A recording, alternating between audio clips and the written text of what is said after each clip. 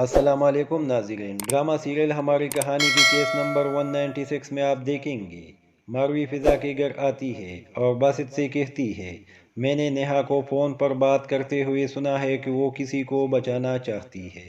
یہ سن کر فضا کو بہت غصہ آتا ہے اور باسط سے لڑائی کرنا شروع ہو جاتی ہے اور کمرے میں چلی جاتی ہے۔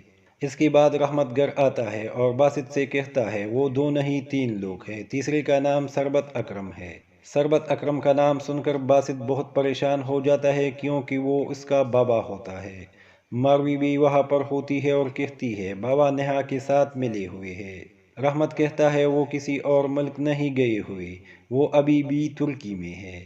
اس کے بعد پہری قبرستان میں ایک قبر کے ساتھ بیٹھ کر دعا مانگ رہے ہوتے ہیں۔ اسی وقت وہ عورت بھی وہاں پر آ جاتی ہے۔ حقیقت میں وہ قبر اس کے بابا کی ہوتی ہے۔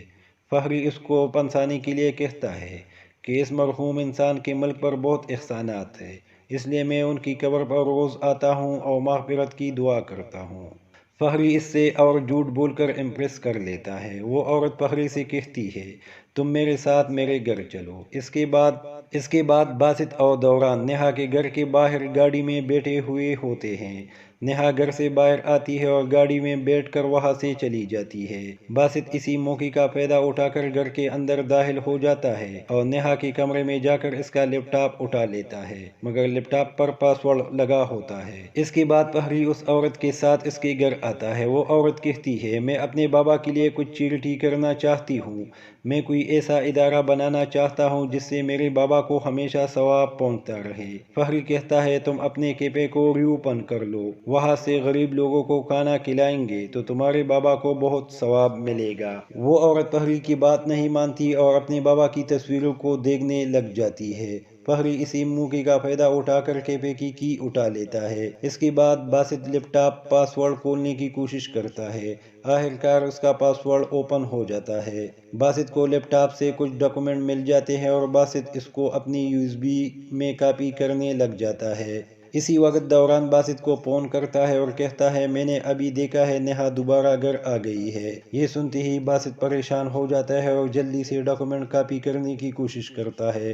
جب ڈاکومنٹ کاپی ہو جاتے ہیں تو باسط لیپ ٹاپ بند کر کے وہیں پر رکھ لیتا ہے اور واش روم میں چھپ جاتا ہے۔ نیہا کمرے میں آ کر بیڈ پر بیٹھ جاتی ہے۔ اس کے بعد فہری فضا اور سمرا کو کیفے کی چابی دیتا ہے۔ وہ دونوں بہت خوش ہو جاتے ہیں اور کیفے کے اندر چلی جاتی ہیں۔ اس کے بعد نیہا نیچے آتی ہے اور ماروی سے کہتی ہے میرے کمرے سے میرا فون لے کر آؤ۔ ماروی جب کمرے میں جاتی ہے تو وہاں پر باسط ہوتا ہے۔ ماروی کہتی ہے تم یہاں پر کیا کر رہے ہو؟ باسط کہتا ہے تم نیہا کو باتوں میں مصروف کرو، میں یہاں سے نکلنا چاہتا ہوں۔ ماروی نیہا کو باتوں میں مصروف کرتی ہے اور باسط گھر سے باہر آتا ہے۔ اس کے بعد سر علی رحمت کو اپنے آفس میں بلاتا ہے اور اس سے کہتا ہے تمہارے لیے گڈ نیوز ہے، میں نے تمہارے بارے میں امریکہ کی یونیورسٹی کے سر سے بات کی ہے، تم اسکالرشپ پر وہاں پڑھو گے۔